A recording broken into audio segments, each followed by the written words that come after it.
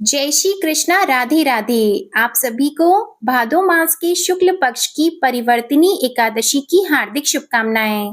आज की इस वीडियो में आप सुनेंगे परिवर्तिनी एकादशी की संपूर्ण व्रत कथा।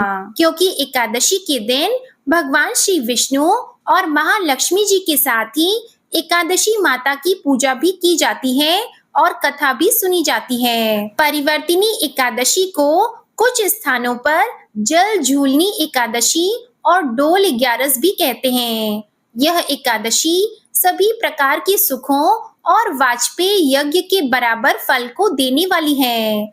आज मैं आपको सुनाने जा रही हूँ परिवर्तिनी एकादशी की बड़ी ही दुर्लभ कथा। प्रिय भक्तजनों, आप इस पवित्र कथा को बड़ी ही श्रद्धा और प्रसन्न चित्त मन से सुनिएगा।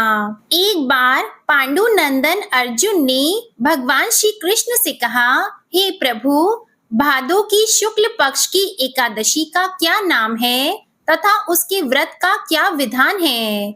उस एकादशी के उपवास को करने से किस फल की प्राप्ति होती है? हे कृष्ण, कृपा कर यह सब समझाकर कहिए। तब श्री कृष्ण जी ने कहा, हे पार्थ, भाद्रपद माह के शुक्ल पक्ष की एकादशी को परिवर्तिनी एकादशी कहते हैं। इस एकादशी की कथा के सुनने मात्र से ही सभी पापों का शमन हो जाता है और मनुष्य स्वर्ग का अधिकारी बन जाता है। इस एकादशी की कथा से नीच पापियों का भी उद्धार हो जाता है। यदि कोई धर्म परायण मनुष्य एकादशी के दिन मेरा पूजन करता है तो मैं उसको संसार की पूजा का फल देता हूँ। जो मनुष्य मेरी पूजा करता है उसे मेरे लोक की प्राप्ति होती है, इसमें तनिक भी संदेह नहीं है। जो मनुष्य इस दिन मेरा कमल से पूजन करता है वे अवश्य ही मेरे समीप आता है। जो मनुष्य इस एकादशी के दिन भगवान श्री वामन का पूजन करता है वह तीनों देवता अर्थात श्री ब्रह्मा, श्री विष्णु और श्री महेश की पूजा करता है। हे पार्थ, जो मनुष्य इस एकादशी का उपवास करते हैं उन्हें इस संसार में कुछ भी करना शेष नहीं रहता। इस एकादशी के दिन भगवान श्री विष्णु करवट बदलते हैं, इसलिए इसे परिवर्तिनी एकादशी कहते हैं। यह सुनकर अर्जुन ने कहा, हे जनार्दन, आपके वचनों को सुनकर मैं भ्रम में पड़ गया हूँ कि आप किस प्रकार सोते हैं तथा करवट बदलते हैं। आपने बलि को क्यों बांधा और वामन रूप धारण करके क्या लीलाएं की? कृपया कर सब आप विस्तार पूर्वक कहिए। तब भगवान श्री कृष्ण जी ने कहा, हे कुंती पुत्र अर्जुन, अब तुम समस्त पापों का शमन करने वाली इस कथा का ध्यान पूर्वक श्रवण करो। त्रेता युग में बलि नाम का एक असुर था। वह अत्यंत भक्त, दानी, सत्यवादी तथा ब्राह्मणों की सेवा करने वाला था। वह सदा यज्ञ, तप आदि किया करता था। अपनी इसी भक्ति के प्रभाव से वह स्वर्ग में देवेंद्र के स्थान पर राज्य करने लगा। देवराज इंद्र तथा अन्य देवता इस बात को सहन नहीं कर सके और भगवान श्री हरि के पास जाकर प्रार्थना करने लगे। अंत में मैंने वामन रूप धारण किया और तेजस्वी ब्राह्मण बालक के रूप में राजा बलि पर विजय प्राप्त की। यह सुनकर अर्जुन ने कहा कि हे प्रभु, आपने उस बलि को किस प्रकार जीता? कृपा कर यह सब विस्तार पूर्वक बताइए। तब श्री कृष्ण जी ने कहा, मैंने वामन रूप धारण करके राजा बलि से याचना की कि हे राजन, तुम मुझे 3 पग भूमि दान दे दो, इससे तुम्हें 3 लोक के दान का फल प्राप्त होगा। राजा बलि ने इस छोटी सी याचना को स्वीकार कर लिया और भूमि देने को तैयार हो गया। जब उसने मुझे वचन दे दिया तब मैंने अपना आकार बढ़ाया और भूलोक में पैर, भुवन लोक में जंघा, स्वर्ग लोक में कमर, महलोक में पेट, जन लोक में हृदय, तप लोक में कंठ और सत्य लोक में मुख रखकर अपने शीर्ष को ऊंचा उठा लिया। उस समय सूर्य, नक्षत्र, इंद्र तथा अन्य देवता मेरी स्तुति करने लगे। तब मैंने राजा बलि से पूछा कि हे राजन, अब मैं तीसरा पग कहाँ रखूं? इतना सुनकर राजा बलि ने अपना शीर्ष नीचे कर लिया। तब मैंने अपना तीसरा पग उसके शीर्ष पर रख दिया और इस प्रकार देवताओं के हित के लिए मैंने अपने उस असुर भक्त को पाताल लोक में पहुंचा दिया। तब वह मुझसे विनती करने लगा।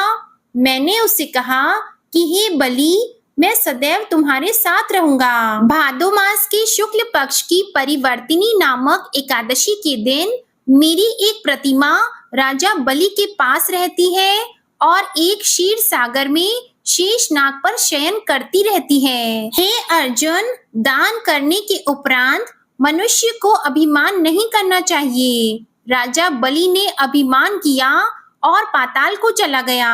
इससे इस बात का भी बोध होता है कि अति हर कार्य की बुरी होती है। इस एकादशी को विष्णु भगवान सोते हुए करवट बदलते हैं। इस दिन त्रिलोकीनाथ श्री विष्णु भगवान की पूजा की जाती है।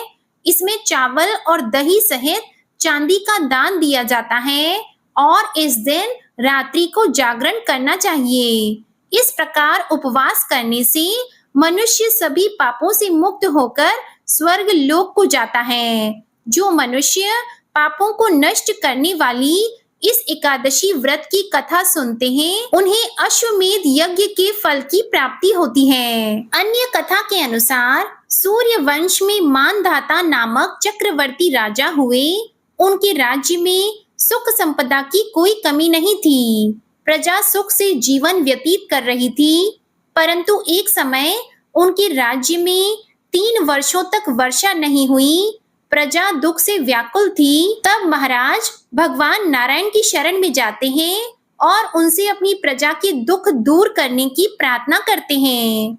राजा भादो के शुक्ल पक्ष की एकादशी का व्रत करते हैं। इस प्रकार व्रत के प्रभाव स्वरूप राज्य में वर्षा होने लगती है और सभी के कष्ट दूर हो जाते हैं। राज्य में पुनः खुशियों का वातावरण छा जाता है। इस उत्तम व्रत का अनुष्ठान अवश्य करना चाहिए। इस जल झूलनी एकादशी के दिन जो व्यक्ति व्रत करता है, उसे भूमि दान करने और गौ दान करने के पश्चात मिलने वाले पूर्ण फलों से अधिक शुभ फलों की प्राप्ति होती है।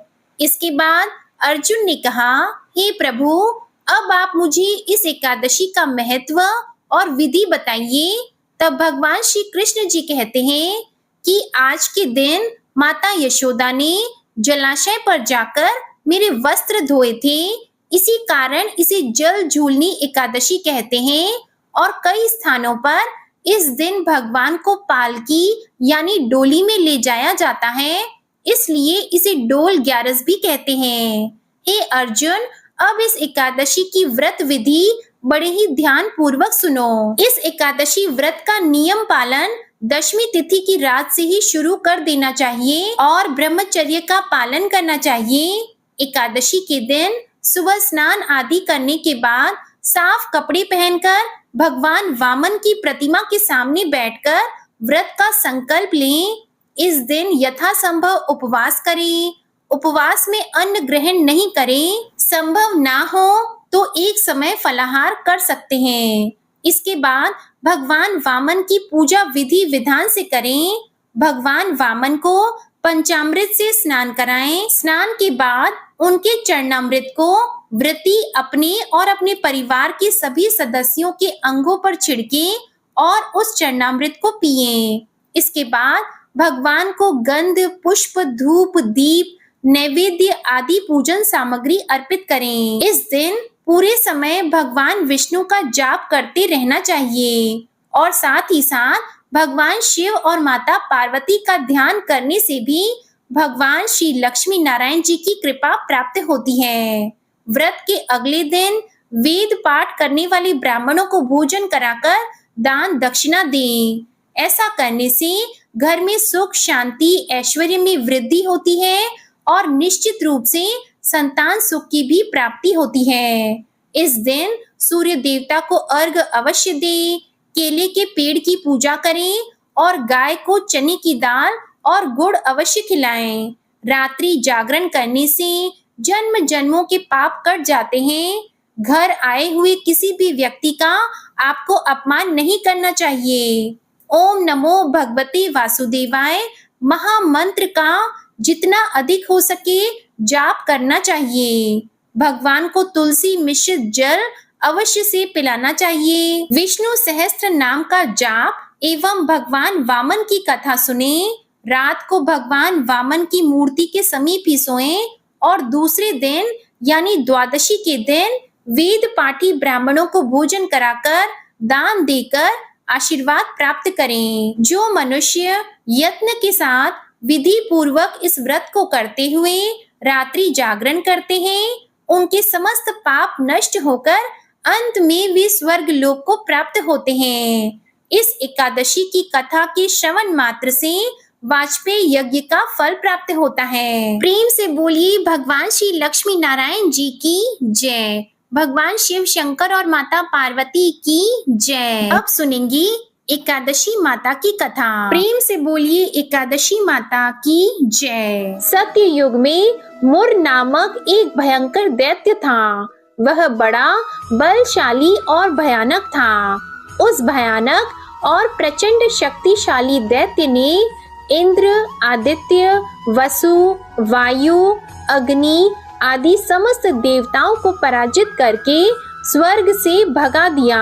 तब इंद्र सहित सब देवताओं ने भयभीत होकर भगवान उमापति भोले शंकर को अपने दुखों का कारण और उस भयानक दैत्य का वृतांत सुनाया। देवता हाथ जोड़कर बोले, हे कैलाशवासी अविनाशी, मूर दैत्य के भय से भयभीत होकर समस्त देवी देवता बेचैन हुए मृत्यु लोक में मारे मारे फिर रहे हैं। समस्त सुर समाज को बेचैन देखकर और उनकी अनन्य विनय सुनकर भगवान भोले भंडारी बोले, हे देवताओं, तीनों लोकों के स्वामी और भक्तों के समस्त दुखों का विनाश करने वाले भगवान विष्णु की शरण में जाओ। वे ही तुम्हारे इस महान कष्ट का निवारण करेंगे।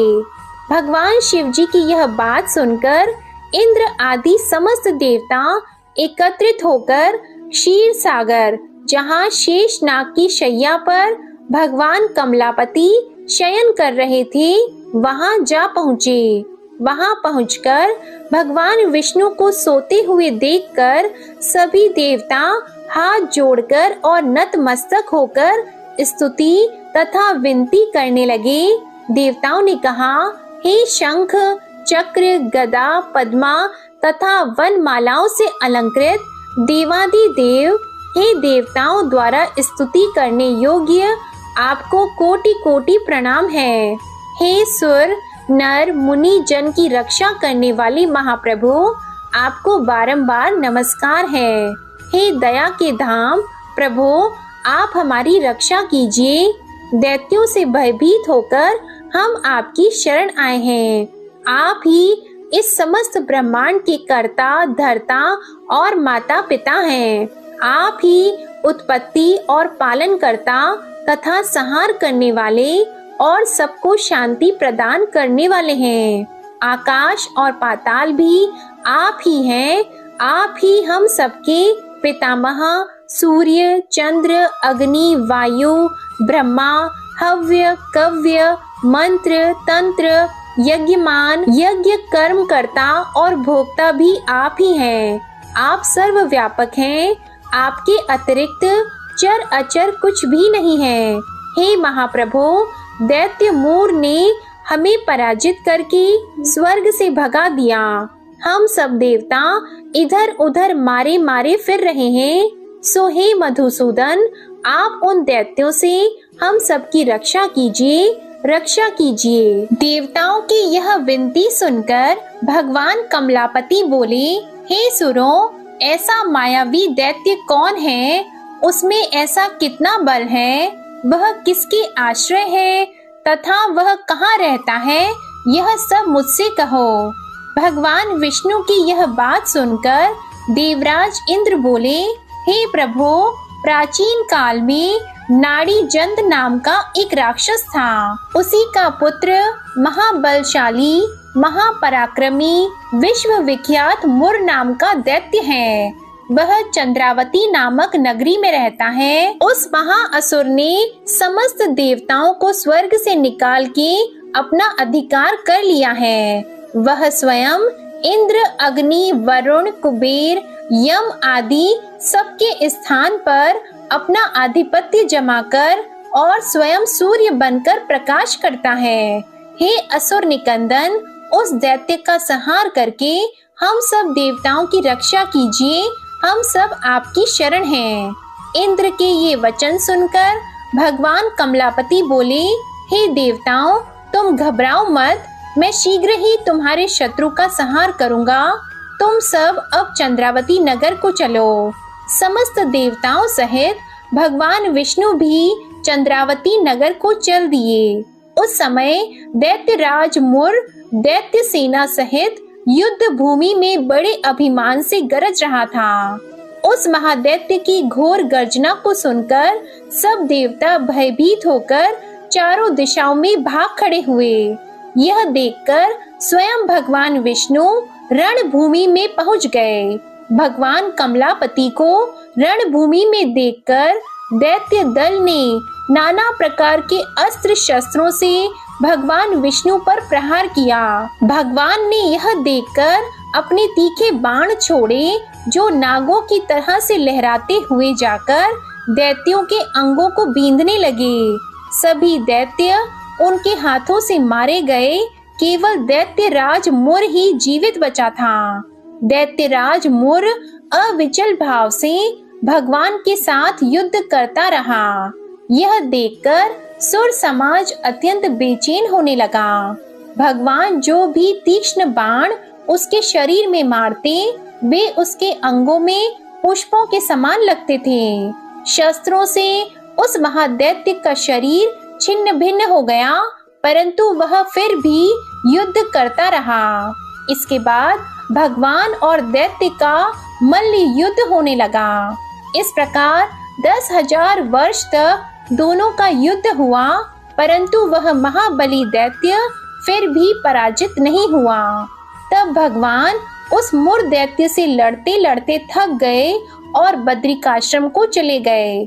वहां पर हेमवती नाम की एक सुंदर गुफा थी। विष्णु भगवान उस गुफा में विश्राम करने लगे। वह गुफा 12 योजन लंबी और उसका एक ही द्वार था। दैत्यराज मुर भी भगवान का पीछा करते हुए उस गुफा में पहुंच गया। वह दैत्य भगवान विष्णु को सोया देखकर उन्हें मारने के लिए उद्यत हुआ। वह अभी मारने का प्रयत्न कर ही रहा था कि उसी क्षण विष्णु भगवान के शरीर से एक अति तेजस्वी तथा अत्यंत प्रभावशाली कन्या अस्त्र शस्त्र धारण किए हुए उत्पन्न हुई। उस कन्या के बल पराक्रम को देखकर आश्चर्यचकित हुआ मुर उसके साथ युद्ध करने लगा। उस कन्या के युद्ध कौशल, पराक्रम तथा वीरता को देखकर दैत्य ने विचार किया कि इस कन्या को इतना भयानक युद्ध करना किसने सिखाया है। यह तो बड़ा भयंकर युद्ध करती है। वह अभी विचार कर ही रहा था कि उस प्रभावशाली देवी ने एक ऐसा बाण मारा कि दैत्यराज का रथ टूटकर चूर-चूर हो गया। देवी ने उसके अस्त्र शस्त्रों को काटकर टुकड़े टुकड़े कर दिए। अब वह भयानक दैत्यराज मुर मल्ल युद्ध करने लगा, परंतु देवी ने धक्का मारकर उसे मूर्छित कर दिया।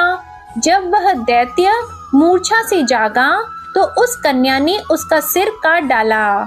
इस प्रकार वह दैत्य तो पृथ्वी पर गिरकर मृत्यु को प्राप्त हुआ और बाकी दैत्य भयभीत होकर पाताल लोक को भाग गए।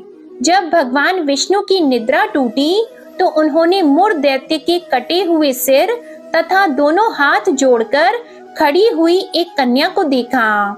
भगवान उस कन्या से पूछने लगे, हे देवी, जिस दैत्य के भय से इंद्र आदि सब देवता भयभीत होकर स्वर्ग को छोड़कर भाग गए थे, उसको किसने मारा है?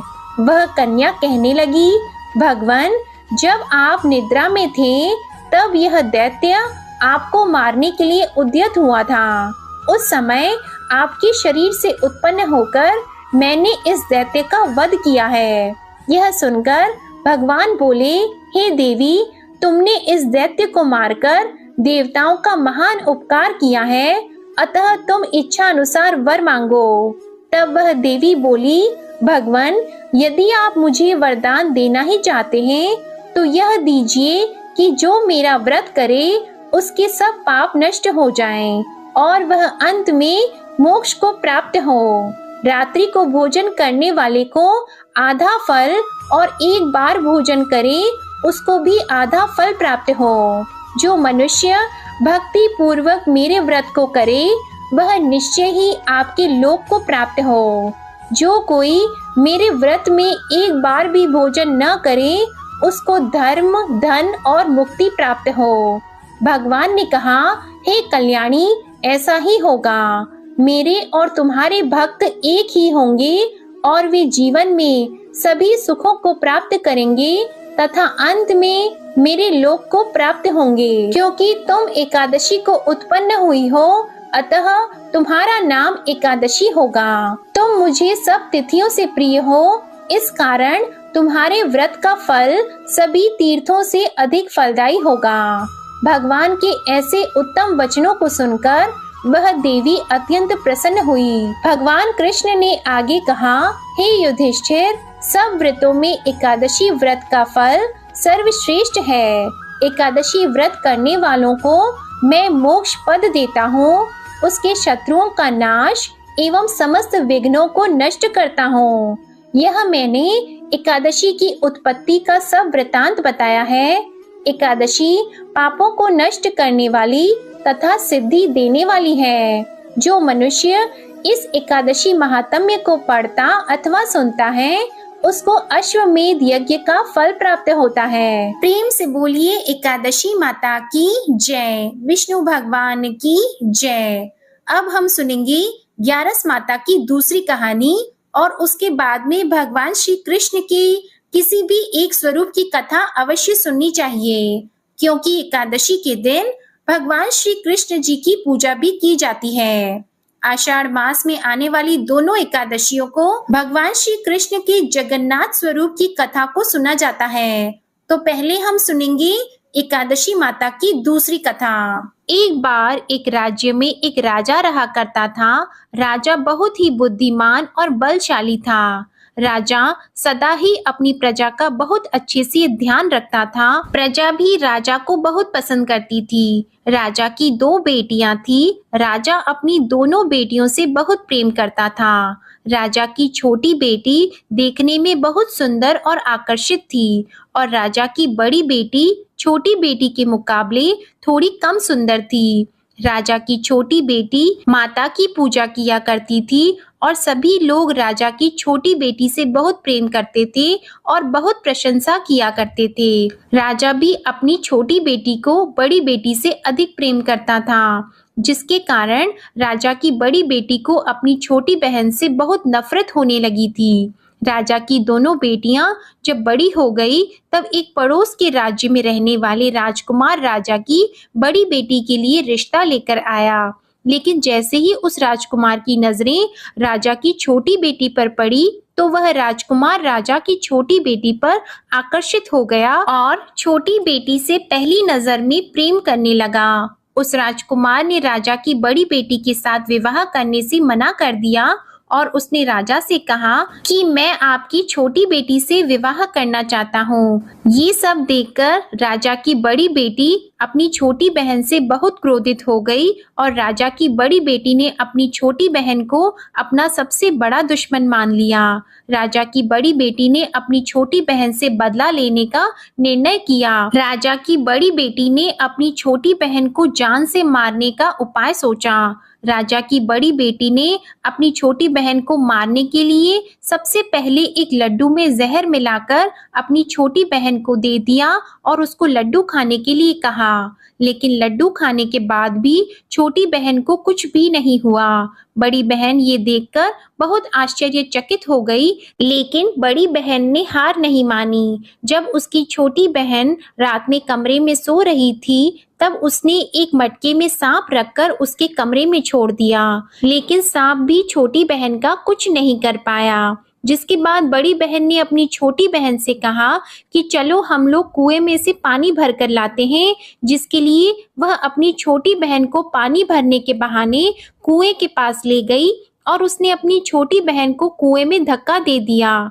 लेकिन छोटी बहन को तब भी कुछ नहीं हुआ, क्योंकि हर बार ग्यारस माता उसकी रक्षा कर रही थी और उधर बड़ी बहन अपने सारे प्रयास के बाद भी असफल हो रही थी, जिससे वह बहुत क्रोधित हो गई और फिर उसने अपनी छोटी बहन के पास जाकर उससे प्रश्न किया कि मेरी छोटी बहन, क्या तुमको पता है कि भगवान ने सबको मृत्यु एक निश्चित समय पर लिखी हुई है और कैसे तुम्हारी या मेरी मृत्यु होगी, क्या ये तुम जानती हो? तब छोटी बहन ने अपनी बड़ी बहन को बताया कि हाँ दीदी, मैं तो जानती हूँ मेरी मृत्यु कैसे होगी। छोटी बहन से ये सब बातें सुनकर बड़ी बहन मन ही मन बहुत प्रसन्न होने लगी और उसने अपनी छोटी बहन से कहा कि तो मुझे अपनी मृत्यु का राज बताओ। तब छोटी बहन ने अपनी बड़ी बहन से कहा कि मेरी मृत्यु तो एक तोते में है, जो तोते के गले में एक हार है, उससे मेरी मृत्यु होगी। जब तक कोई भी व्यक्ति तोते को मारकर उस हार को अपने गले में पहनेगा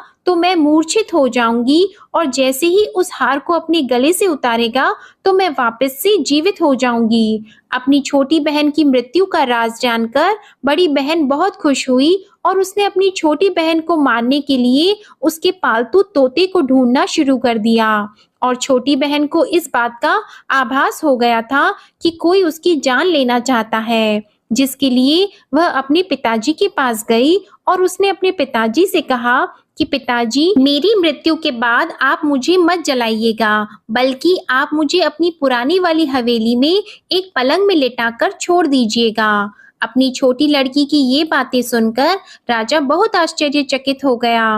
राजा ने अपनी छोटी बेटी से पूछा कि बेटी, तुम ये क्या कह रही हो? तब राजा की छोटी बेटी ने बताया कि पिताजी, समय किसी के लिए नहीं रुकता है, क्या कब किसको हो जाए इसका किसी को कुछ नहीं पता। फिर राजा ने अपनी छोटी बेटी से कहा कि तुम ऐसी बातें क्यों करती हो? 2-3 दिन के बाद तो तुम्हारा विवाह है। लेकिन छोटी बेटी ने अपने पिताजी को ऐसा करने पर मजबूर कर दिया और उनसे वचन ले लिया। राजा ने भी अपनी छोटी बेटी की बात स्वीकार कर ली और 2-3 दिनों के बाद जब शादी का समय आया, तब राजकुमार बारात लेकर राजा के घर आया और राजकुमार और राजा की छोटी बेटी का विवाह शुरू हो गया। जैसे ही राजा की छोटी बेटी राजकुमार के साथ फेरे लेना शुरू हुई, तो उसकी बड़ी बहन अपनी छोटी बहन के कमरे में जाकर उसके तोते को पकड़ लेती है और उसको जान से मार देती है। तोते के गले में जो हार था उसको अपने गले में धारण कर लेती है और जैसे ही बड़ी बहन उस हार को अपने गले में धारण करती है, तो उधर छोटी बहन 3.5 ही फेरे ले पाती है और वहीं पर बेहोश होकर गिर जाती है। जिसके बाद राजा ने बड़े बड़े दर्द हकीमों को बुलाया और अपनी छोटी बेटी का इलाज करने के लिए कहा। राजा की बात सुनकर जब वैद्य ने छोटी बेटी को देखा, तो राजा को बताया कि आपकी छोटी बेटी ना तो जीवित है और ना मरी हुई है। ऐसा मैं पहली बार देख रहा हूँ। राजा ने वैद्य और हकीम को ये बात बाहर बताने से मना कर दिया और उनको कहा कि अगर तुमने ये बात किसी को बाहर बताई तो हम तुमको फांसी दे देंगे। राजा ने अपनी छोटी बेटी को पुराने महल में जाकर एक पलंग में लेटा दिया और वहां पर कुछ सैनिकों को तैनात कर दिया। इसके बाद राजा वापस अपने महल पर आ गया। राजा की बड़ी बेटी अपने पिताजी के पास आई और कहने लगी कि पिताजी, अगर ये शादी संपन्न नहीं हुई तो आपकी इज्जत का क्या होगा? आप कहें तो मैं आपकी इज्जत बचाने के लिए राजकुमार से शादी करने के लिए तैयार हूँ। जिसके बाद राजा ने अपनी बड़ी बेटी की बात मान ली और राजा ने बड़ी बेटी को छोटी बेटी के कपड़े पहनाकर मंडप में भेज दिया। लेकिन राजकुमार ये जान गया कि ये राजा की छोटी बेटी नहीं है, बल्कि ये राजा की बड़ी बेटी है। लेकिन जब राजकुमार ने शादी करने से मना किया, तो सभी लोगों ने राजकुमार को बेबस करके राजा की बड़ी बेटी से बचे हुए फेरों को संपन्न करा दिया और विवाह संपन्न हुआ, जिसके बाद राजकुमार राजा की बड़ी बेटी को अपने महल में ले गया। विवाह होने के बाद राजकुमार उससे ना तो बात करता था, ना उसे पसंद करता था और ना ही उसके आसपास भटकता था। और राजकुमार ने ये फैसला लिया था कि वह अपनी प्रेमिका को ढूंढ कर रहेगा और ये जानकर रहेगा कि उसके साथ क्या हुआ है। एक दिन राजकुमार अपने घोड़े पर सवार होकर राजा के पुराने महल के पास पहुंचा, जहां पर उसने कुछ सैनिकों को देखा। महल के पास पहुंचकर राजकुमार ने जब महल को ध्यान से देखा तो वह समझ गया कि ये तो हमारे ससुर जी का महल है। तब राजकुमार ने सैनिकों से पूछा कि तुम लोग यहाँ क्या कर रहे हो और इस महल के अंदर उस पलंग में कौन लेटा है। जिसके बाद सैनिकों ने बताया कि यहाँ पर राजा की छोटी बेटी लेटी है। ये सुनकर राजकुमार बहुत प्रसन्न हो गया और वह तुरंत अपनी प्रेमिका के पास पहुंच गया और उसकी सेवा करने लगा। जैसे ही रात हुई तो राजा की छोटी बेटी उठकर खड़ी हो गई। राजकुमार ये देखकर बहुत खुश हो गया और उसने अपनी प्रेमिका से पूछा कि तुम यहाँ क्या कर रही हो? तुम मेरे साथ मेरे घर चलो। राजा की छोटी बेटी ने राजकुमार को सारी बातें बता दी कि मेरी जान एक तोते में बसती थी और मैंने ये बात सिर्फ अपनी बड़ी बहन को बताई थी और मुझे पता है कि उसने ही मुझे मारने का प्रयास किया है।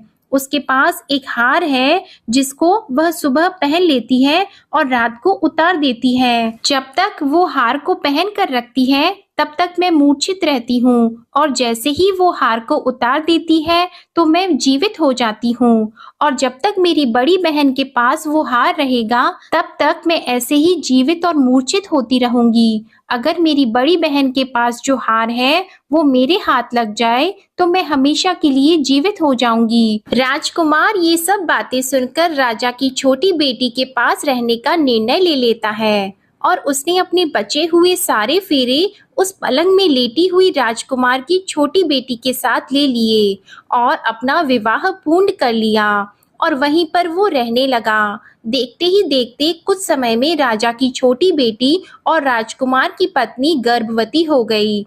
एक दिन राजकुमार को किसी काम से बाहर जाना पड़ा। तब छोटी बहन के पेट में बहुत तेज से दर्द होने लगा, जिसके बाद उसने माता का आह्वान किया। जिसके बाद वहां माता प्रकट हुई और उन्होंने अपने भक्तों के दर्द को दूर किया और एक पुत्र की प्राप्ति करवाई।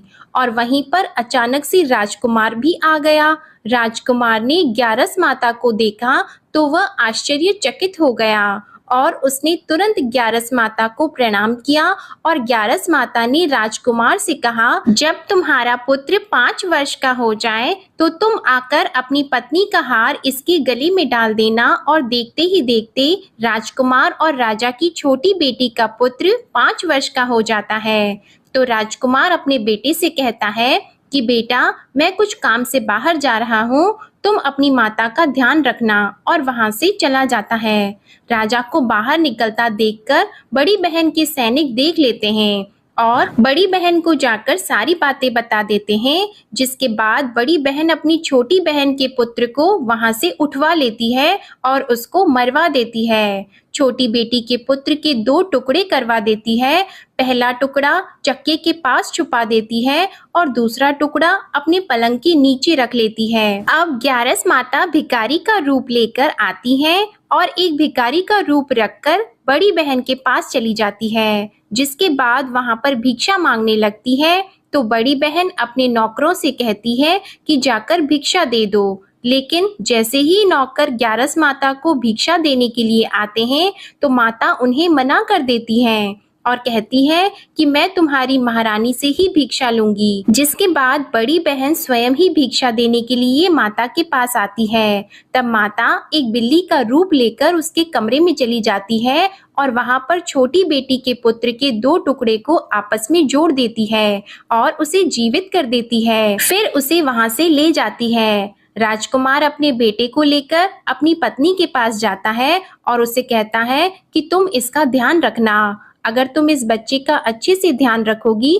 तो मैं तुमसे बात करूंगा। एक दिन राजकुमार अपने बच्चे से कहता है कि तुम मम्मी से उनके गले का हार मांग लो। तो अपने पिता की बात मानकर राजकुमार का लड़का अपनी मम्मी के पास जाता है और कहता है कि मम्मी, मुझे तुम्हारा हार चाहिए।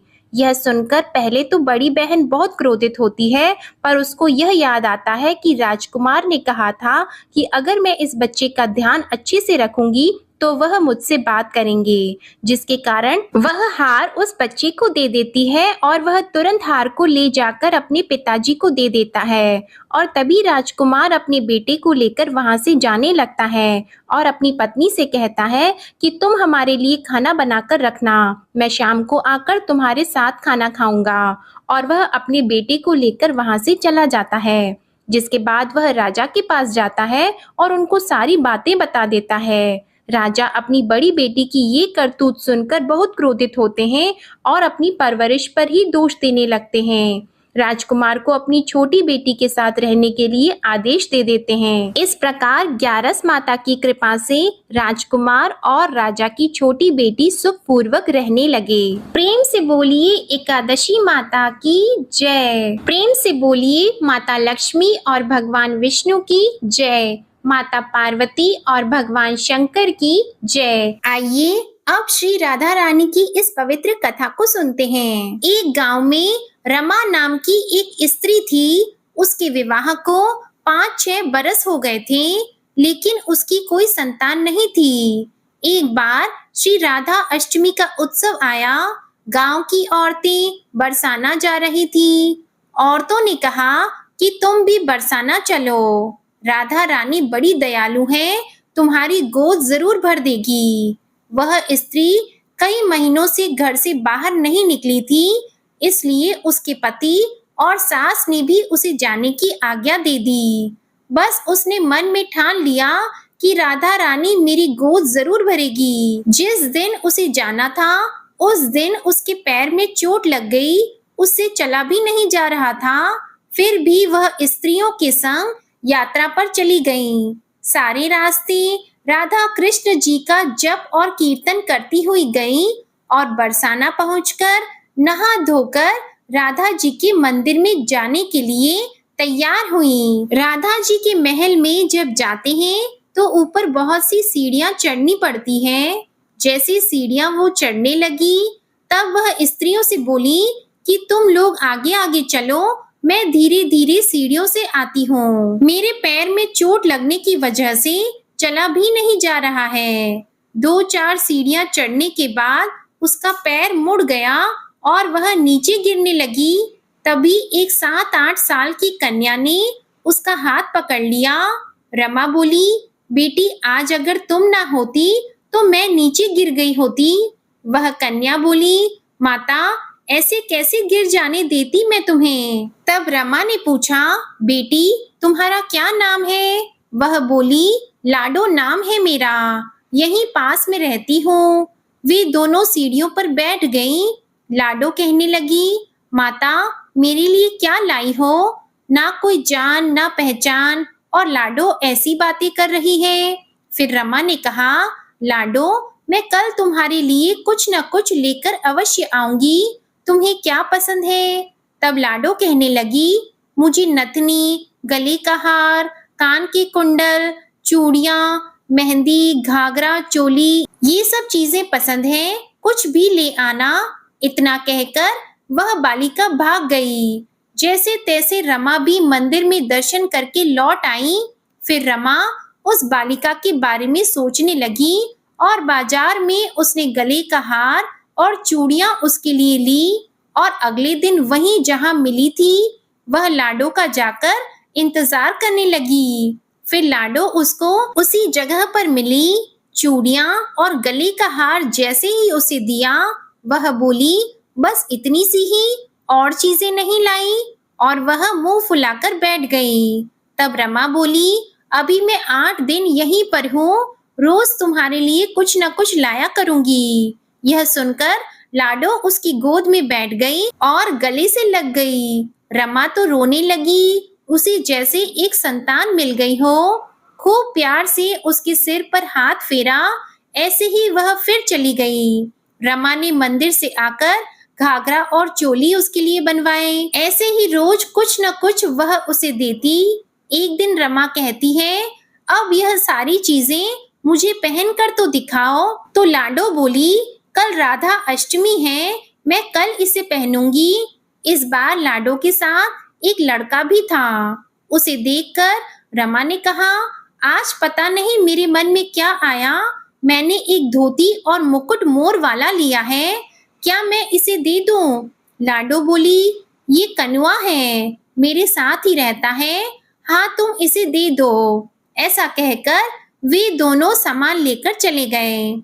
अगले दिन राधा अष्टमी थी। जब रमा सीढ़ियों पर आई, वहां उसे आज कोई नहीं मिला, ना वो लाडो ना वो लड़का। बहुत इंतजार के बाद जब वह मंदिर में पहुंची तो वहां बहुत भीड़ थी। कीर्तन और नृत्य हो रहा था। इसी तरह भीड़ को चीरती हुई वह आगे पहुंची और वहां देखकर राधा जी को देखा और ठाकुर जी को देखा। रमा ने जो जो चीजें लाडो को दी थी वही सारा सामान राधा जी और कृष्ण जी पहने हुए थे। वह पत्थर सी हो गई, आंखों से आंसू बहने लगे। उसे बात समझते देर न लगी कि वह लाडो राधा जी और कनुआ कृष्ण जी हैं, स्वयं जगत के पालनहार।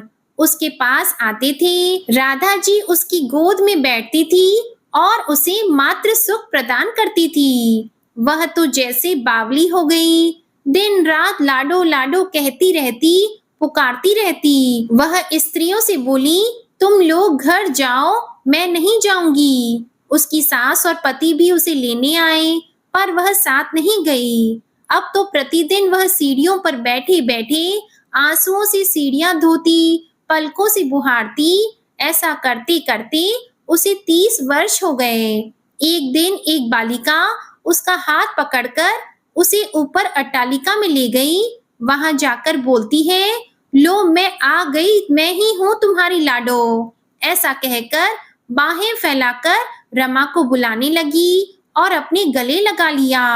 उस दिन रमा ऐसे गले लगी कि इस पार्थिव शरीर को छोड़कर सदा के लिए अपनी लाडो के पास चली गईं। बोलिए श्री राधा कृष्ण भगवान की जय। बोलिए श्री बरसाने वाली की जय। आप सभी का परिवर्तिनी एकादशी का व्रत सफल हो और भगवान श्री लक्ष्मी नारायण जी की कृपा आप सभी पर सदा बनी रहे। आज की कथा पसंद आए तो वीडियो को लाइक जरूर कीजिएगा, शेयर कीजिएगा और चैनल को जरूर सब्सक्राइब कीजिएगा। जय जय श्री राधे कृष्णा।